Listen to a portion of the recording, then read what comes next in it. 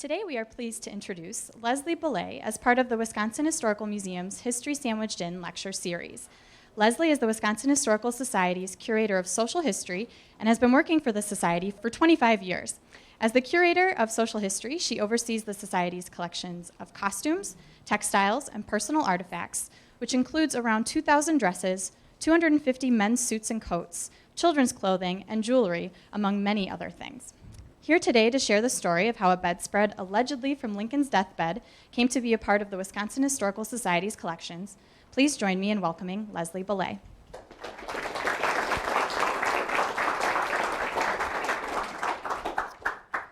Thank you. So today I'm going to talk about a possible relic from Lincoln's deathbed that we have in the collection and that you can view outside if you've had a chance. My main question is, was this bedspread on Lincoln's deathbed? And it's not clear one way or the other. It might be later on this week, however. And so first I want to start out with the bedspread and what it looks like. The bedspread is a hand-knitted white cotton, and it has a scalloped design right there. And also note that it has fringe on 3 sides. This is the top of the bed where your chin would be. So that's what the bedspread looks like. There's no obvious blood stains in this picture, but there are drops on it that look kind of blood-like.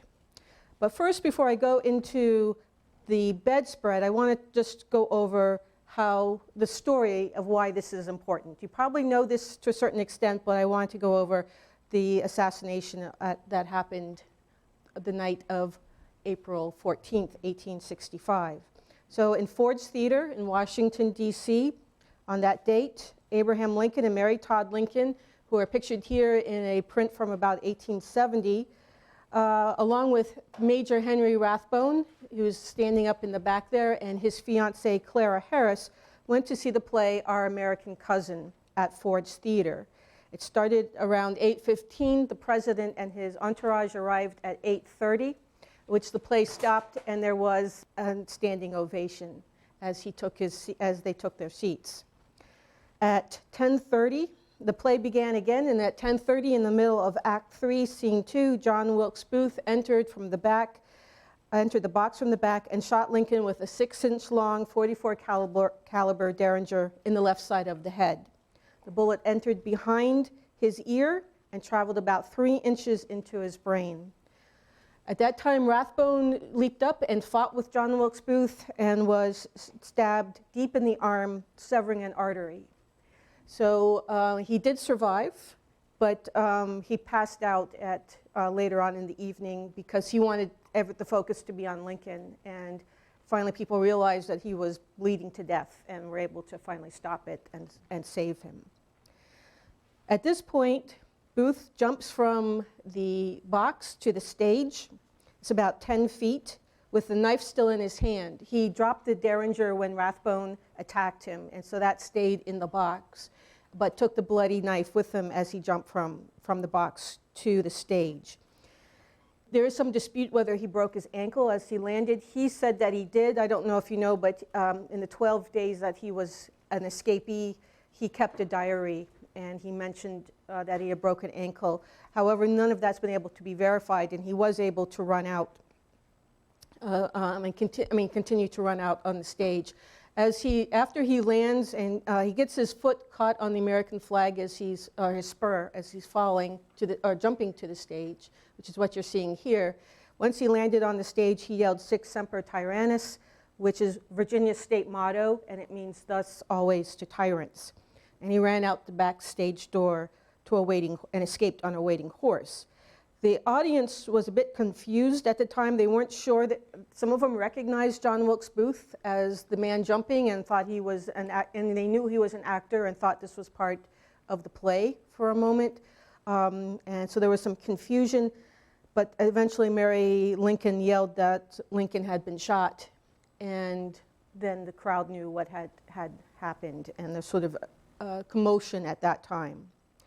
So Lincoln was mortally wounded, but he was not dead at that point. He was breathing, he had a pulse, And we know that Dr. Charles Leal, who was a 23-year-old Army surgeon in the audience, jumped up the box from the front and was the first doctor to get to Lincoln.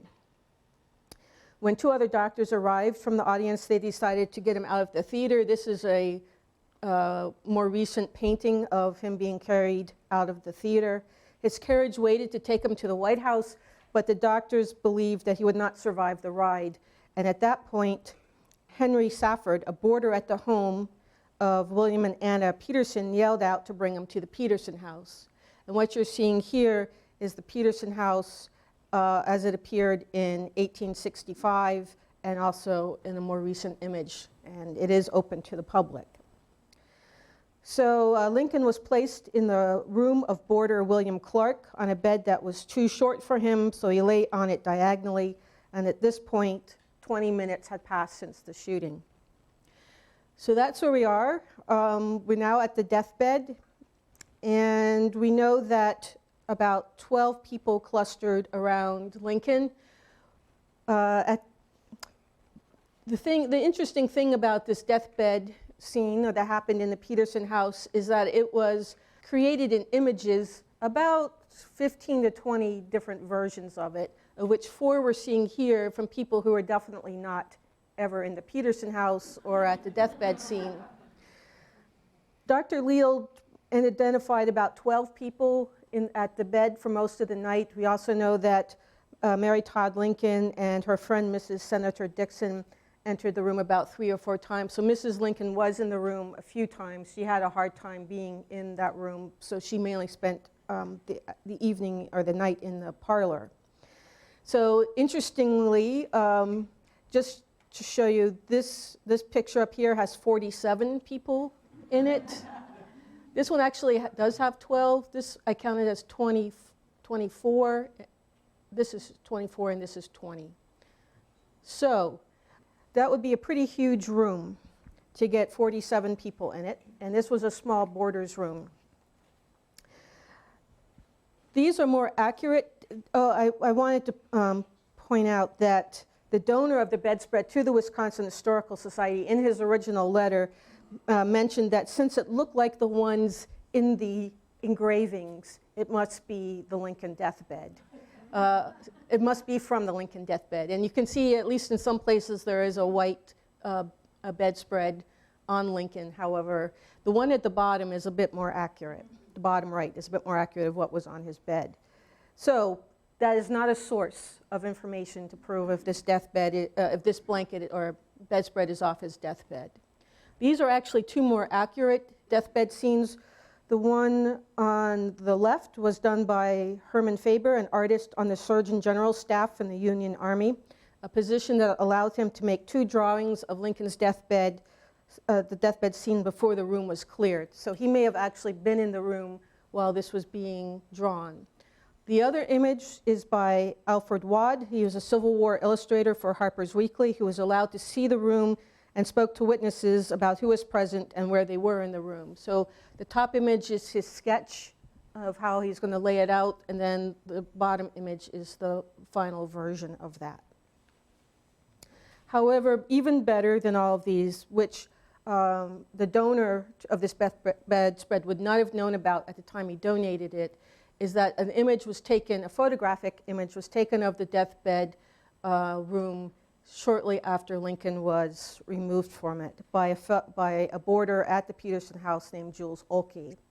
We know that the coverlet on the top is a blue and white coverlet. For a while, it did travel the United States as a Lincoln relic, but has since vanished. We don't know where it is anymore. But what I really wanted to point out is there does look to be a bedspread underneath it. However, there's no fringe like on ours.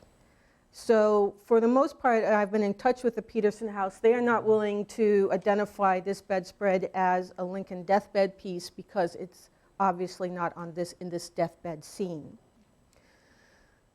So we do know that some pieces from the deathbed survive, including the deathbed itself, which is in the top right. Lincoln's deathbed is at the Chicago History Museum in Chicago. It's on continuous display. So this is what it looks like. It's a Jenny Lind bed. Jenny Lind was a singer at the time who was very fond of this bed. It's actually a Gothic revival piece from the 40s or 50s, 1840s or 50s, that was named after the singer Jenny Lind. The bed that I have on display is also a Jenny Lind bed. It has this, ours has the same footboard and headboard, while this one has just the turn spools on the footboard. Also at the Chicago Historical Society is a bolster pillow. And we believe that pillow, what they believe is that the two pillows that are at the back there are being bolstered by a larger pillow underneath it. And that this is that large pillow with a blood stain clearly on it. The pillow below that belongs to the National Park Service. It was a pillow on the bed of Lincoln's deathbed. It's on display at the Ford Theater Museum. And you can see it also has blood stains. And then the Peterson house still survives. They have recreated it to look like it did when Lincoln was shot, which you can still see and which is still open to the public. So those are the pieces related to the deathbed that we know. We do also know that when Lincoln was placed on the bed, that the bed was pulled out from the walls, and Julius Olkey put it back where it belonged when he took this photograph, but you can see that there are people on all four sides of the bed in the more accurate images. So that's a few things we do know about the bed. So how did the bedspread come to us? That's something I can definitely tell you. This is Richard Lloyd Jones. He was the editor of the Wisconsin State Journal. Here he is at his desk in August 1916. He is the donor of the bedspread to the Wisconsin Historical Society, and he donated it to us in 1919. Now, he had been an editor for Collier's Magazine out of New York City. He wrote several articles on saving Lincoln memorabilia and was instrumental in purchasing one of the Lincoln log cabin homes and preventing it from falling into the hands of the Barnum and Bailey Circus. They had planned to purchase it and put it on a wagon and then take it around to different cities and show it off as a Lincoln relic. He felt that was disrespectful of Lincoln's memory, and so he rushed to the sale of the house and was able to round up the money to purchase it before Barnum and Bailey got there. So he wrote about that in Collier's Magazine, and so that's why people knew about him and his interest in Lincoln. So he got the bedspread in 1907, and he then moved to Madison in 1911 when he purchased the Wisconsin State Journal and became the editor of it. So he brought it with him at that time. In 1919, after World War I, where he had been very supportive of the war and very supportive of looking for traitors and spies to some people's detriment. And so after the war, he felt a little vilified as people now turned on him and decided he couldn't stay in Madison and moved to Oklahoma. But he did not want to take the bedspread with him. He felt it was too important a piece to be in private hands. We were the local historical society at his convenience, and so he offered it to us in 1919. And I'd like to read you the letter he included with the bedspread, because this is basically all we know about it. In the summer of 1907, I received a letter from a lady whose name I have unfortunately forgotten, stating that her sister and she possessed the counterpane, which is the bedspread, under which Abraham Lincoln died, and would like to turn that counterpane over to me to dispose as I saw fit. Would I please advise her if I were willing to accept it either as a gift or as a trust? On the evening of that day, I called upon her. She and her sister were living in one of the 80s on the west side of New York City in a very fine house, though unpretentious in the New York sense. They were obviously people of affluence and culture. They showed me the counterpane and told me that it was in their aunt's house that Mr. Lincoln died. That house is now occupied by the Oldroyd Lincoln Collection. And what happened to the Peterson house is in 1871, both Mr. and Mrs. Peterson died. Mr. Peterson, we know, died of an overdose of laudanum, which was a pain medication at that time. It's often said it was a suicide, but really we don't know if he took it on purpose or not. His wife died, he died in April, she died in October, and we don't know the reason of her death. In 1878, their children sold the house to Louis Schad, who lived in it till 1896, where he felt it belonged to the federal government and sold it to the federal government. At that time, the Oldroyd Lincoln collection, Mr. Oldroyd collected all kinds of Lincoln memorabilia, was put on display in the Peterson House. So when he says it is now occupied by the Oldroyd Lincoln collection, we know that he's talking about the Peterson House. So when their aunt gave up that house some years after Lincoln's death, she gave this historic counterpane to her two nieces. They had kept it in their New York home, but were planning to move to Italy to spend the remainder of their lives and did not wish to take such a valuable relic. Knowing my interest in Lincoln matters, they decided to turn it over to me, and in doing so, they made a gift to me personally, stating that they would be satisfied with any disposition I might make of it. At the time, the ladies wrote out a full statement of the facts, giving their names, address, and the date of the transfer, which paper, I am sorry to say, was mislaid when I moved from New York to Madison. Should it ever come to light, and it never has, I will, of course, turn it over to the Wisconsin Historical Society. This counterpane, it may be stated, was the best spread of the household, and when Mr. Lincoln was carried from Ford Theater directly across the street, the best the house could provide was, of course, his. The counterpane was not used by the family after Mr. Lincoln's death. So this is the information we have about it. Keeping in mind that he has lost the piece of paper that had all the information on it, and that there's a 12-year gap between the time he received it and the time he's donating it to us. I do believe there's some errors in this memories here. So the first thing I needed to do is check out the Petersons. Could this come from the Peterson house? Here is William Peterson. This was an illustration done at the time of Lincoln's death in about 1865. It showed up in Frank Leslie's or Harper's Weekly magazine. We believe this is the only image that's identified online as being possibly Anna Peterson, his wife. And then here are their gravestones, and they are buried in Washington, D.C. So we know that Henry Safford, who was the boarder who told the doctors to come to the Peterson house and put them in William Clark's room, his room was upstairs, and he would have loved to have Lincoln in his room, but they realized they couldn't carry him upstairs, and so they took him to the Clark's room instead. He later stated that the Petersons were not at home at all during this whole incident. So they were not there when Lincoln came in, they were not there all night, and they were not there when he died. In fact, we know that William Peterson returned home shortly after Lincoln's death and was infuriated to find blood, mud, and mustard plasters littering his house. And he angrily snatched a bloody pillow that had lain beneath the president's head and threw it out the window. So that was his original feelings, his immediate reaction to having this mess and chaos in his house. We also know from a small undated article that I believe showed up within a year or so before his death in 1871, at least, in a newspaper. And the article notes that it is stated that the parties who own the house in Washington in which President Lincoln died, which would be William and Anna Peterson, have put in a claim in the office of the Auditor of the Treasury for losses incurred by the damaging of sheets, pillowcases, and carpets, caused by the ebbing of the lifeblood of the great American martyr. So you can tell how they feel about this action. The bill amounts to $550.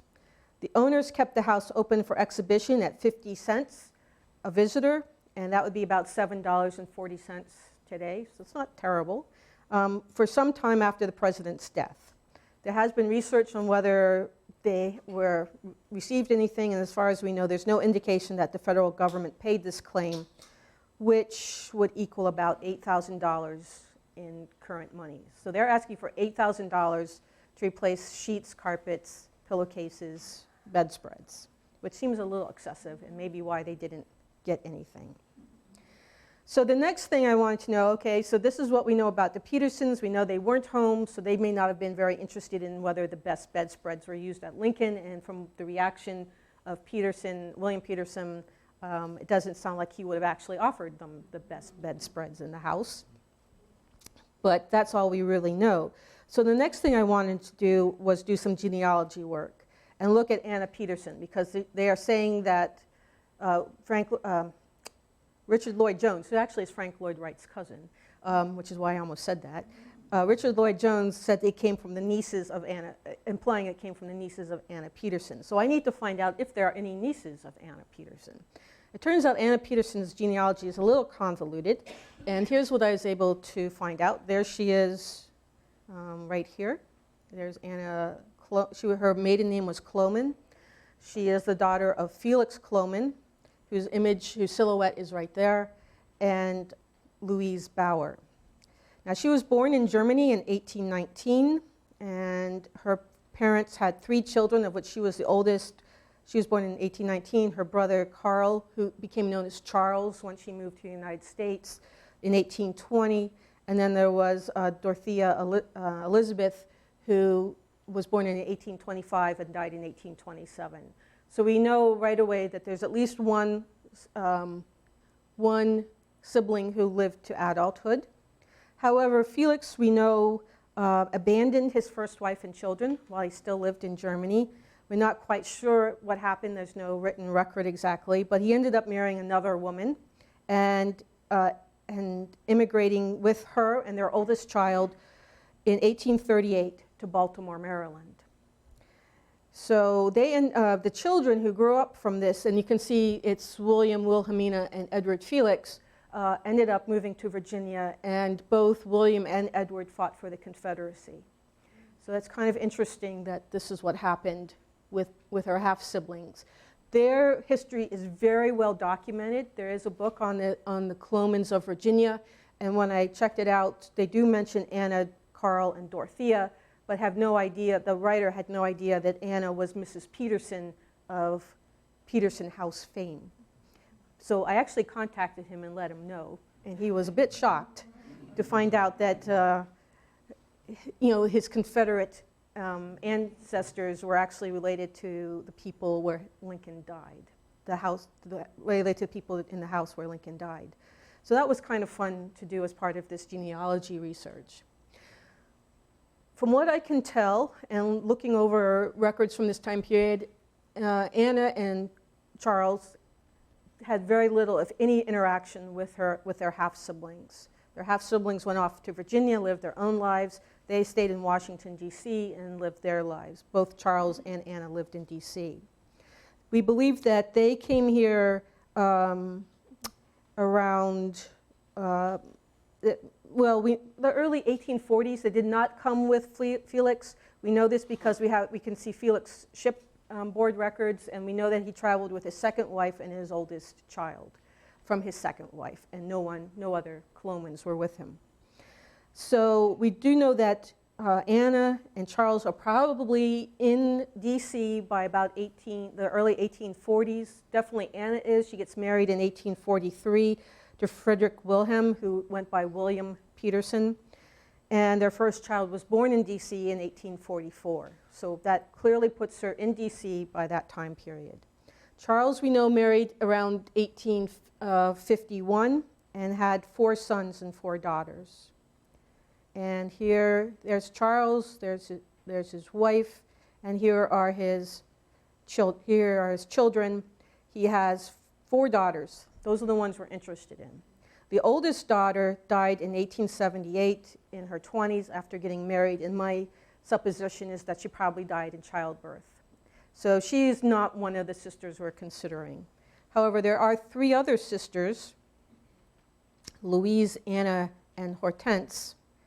And so those are the ones I focused on.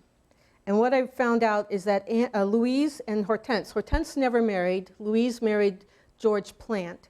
That Hortense lived with Louise and George her whole adult life. And after George passed away, she continued to live with Louise. And later on in life, Anna moved in with them when her husband passed away. They lived in Washington, D.C. their whole life, not New York City. And in their old age, they moved to Baltimore, Maryland. They also did not retire to Italy. So we have a problem here. But we do know, I went and looked up their travel records, the New York passenger list records, and we do know they traveled to Europe 4 times and Mexico once, all leaving out of New York City. So I do think there's a possibility that Richard Lloyd Jones was a little confused, possibly, that they weren't living in New York City, but that they were in New York City in preparation to go on a trip. We also know he said they were cultured and that they were cultured and obviously well-to-do. We do know that Charles in 1870 had real estate worth $80,000, which would have been tremendous at that time, and $2,000 in personal estate, which would be bank accounts and other items like that. So he is a well-to-do person. I'm not sure how he got his money. He's usually listed as not having an occupation. So I do know that William Peterson was a tailor and traveled in tailor circles. He had his shop in the basement of the Peterson house, but they also boarded to make extra money. So that's what we know. Of the 5 travels I've been able to find of these 2 sisters traveling together all the time, they seem to be connected at the hip, which makes me think they are the 2 nieces he met. That I could not find a travel record for 1907. The first time I can find a travel record is 1912. Doesn't mean it's not out there, it's just probably not online yet, I hope. So that's what we know. So what I think so far is that this piece did come from the Peterson house. It did come through 2 nieces of Mrs. Anna Cloman Peterson, and that it made it into the hands of Richard Lloyd Jones. But I'm not sure that it was on his bed. So that is the next question. So in preparation for this exhibit and for this talk, on March 31st of last week, on Tuesday, the Wisconsin Crime Lab ended up taking 10 to 12 swab samples of the dark stains found on the bedspread, mainly near the top of the piece, which is where his head would have been. These are all reddish-brown stains, and they're identifying them for blood. We want to know if these reddish-brown stains, which you can see very evidently on this piece, are blood. Now, we were told by Richard Lloyd Jones that this was never used again by the Petersons. I read somewhere else, and it's not in the original letter, however, that someone else stated later on that it was never washed. That is, we believe, is not true. When you look at these reddish-brown stains, it looks like it's been washed, but these stains have settled into the crevices of the knitting that occurred here. And they're rather sporadic, but they all seem to be in those crevices where they may have got stuck. So if we do find blood, the next step, I should also say we've been working this. I wasn't able to call the crime lab and just say, would you do this for us? I had to do it through connections. And I called Professor Majid Saramati, who's a textile scientist at the University of Wisconsin, just to ask him if we could spray luminol on this piece to see if there's blood. I needed to find out if luminol if anyone's tested luminol for its long-term effects, because we hope to have this around for hundreds of years, and I don't want to spray luminol and then watch it rot away. So I called him, and that's all I asked was, does it spray luminol on it? Can we spray luminol on it? And he called back shortly later, or he emailed me, and then he called me back to say he was so excited about this. And you're going to see that in just a moment. He is beside himself with just excitement. He told me the day before the scientific testing he couldn't sleep. So he is excited. So just to make sure we know that. And he decided he was going to track down someone who could take care of this. So the first thing he said is that we should bring it over to his lab and look at it under a stereoptic microscope, which is a microscope that shines light onto the piece, so you don't have to have a slide and look through it. So that's what I thought I was doing. And then I called to change the time, and he said we couldn't change the time because he invited the Wisconsin Crime Lab to come, and they were very tight in their time frame that they could be there. So also now I know the Wisconsin Crime Lab's going to be there, and the gentleman who showed up was Dan Campbell. I just thought, well, they'll send their lackey over. He is the head of the DNA division of the Wisconsin Crime Lab. We had a reporter there, and we had actually David Erickson, who's in the audience, filmed it for us. And so it turned out to be quite an event. So if we find blood, the next stage is the Wisconsin Crime Lab can test it for, well, we'll test it to see if it's animal or human blood. That's the next step. If it still shows up to be human blood, we can then check it for nucleic DNA at the Wisconsin Crime Lab. Nucleic DNA tells you more about the person than any other kind of DNA. However, as Dan Campbell pointed out, he has never tested blood over, well, the oldest blood he had tested was 1959. So 150 years old, and it's 150 years old next week. He's never done blood that old, and we're not sure we're going to be able to find a surviving nucleic DNA if this is blood. If we cannot find nucleic DNA, we will send it off to the University of North Texas, which can test for mitochondrial DNA, which stays longer in stains like this. It just shows the maternal line, and so it'll only be half kind of the DNA picture. Now the next problem is there any Lincoln DNA out there to compare it to? And there is no tested Lincoln DNA, I should put it that way. There are hair and blood samples. You saw the bloody pillows from Chicago History Center. You saw and the one from the National Park Service. The Chicago History Museum also owns the coat he was wearing that night. Dr. Charles Leal while he was still in the box, had the left sleeve cut off because he thought he saw the knife. He wasn't as aware of the gun. So he was looking for a knife stab in the shoulder wound, in the shoulder area.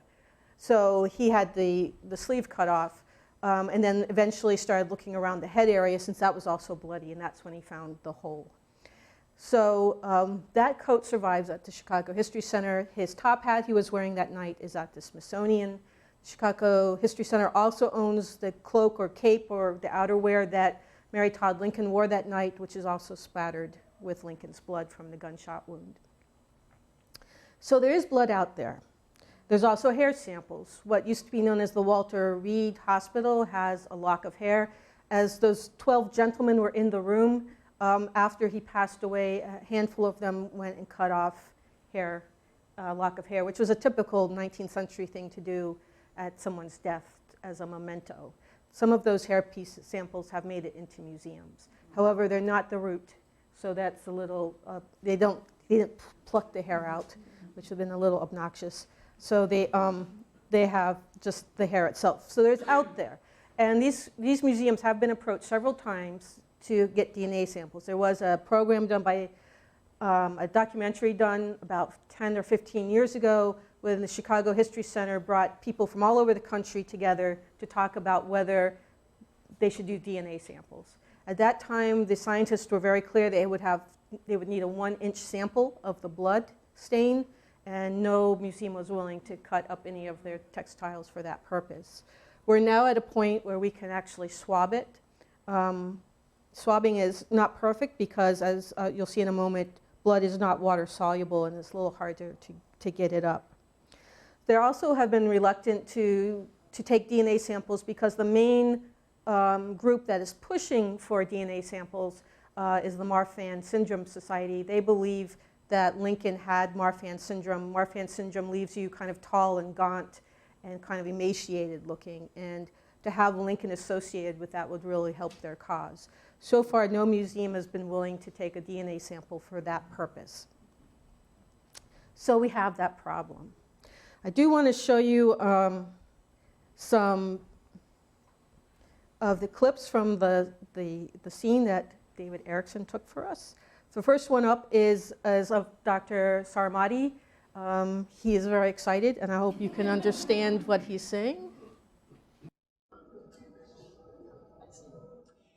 I find a very good piece of blood in here that has not been disturbed. That is about, wow. I'm sorry, was that re-roll? Yeah, that's very small. Look at this. That's wonderful. Oh boy, I'm so excited. I can, but it is a possibility. So Dan Campbell saying, maybe. He knows it's a possibility. And the bad thing about blood is Talk about luminol. it's not water soluble after it has been dried out for a long time.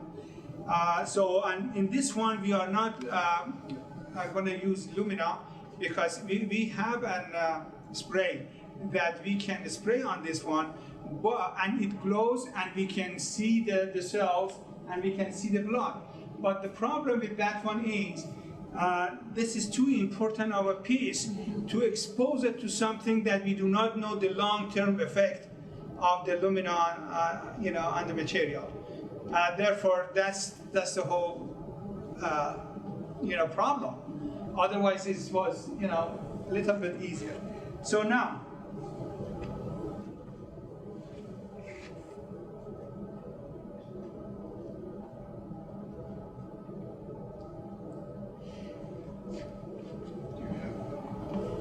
see, we can get some particles from here. Yeah. Yeah. And then moments later, well, this is actually a different swab, but just to show you what it looked like.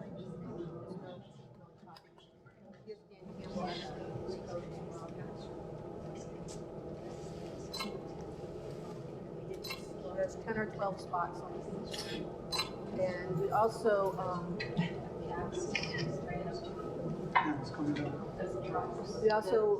there were some places that had spots on them.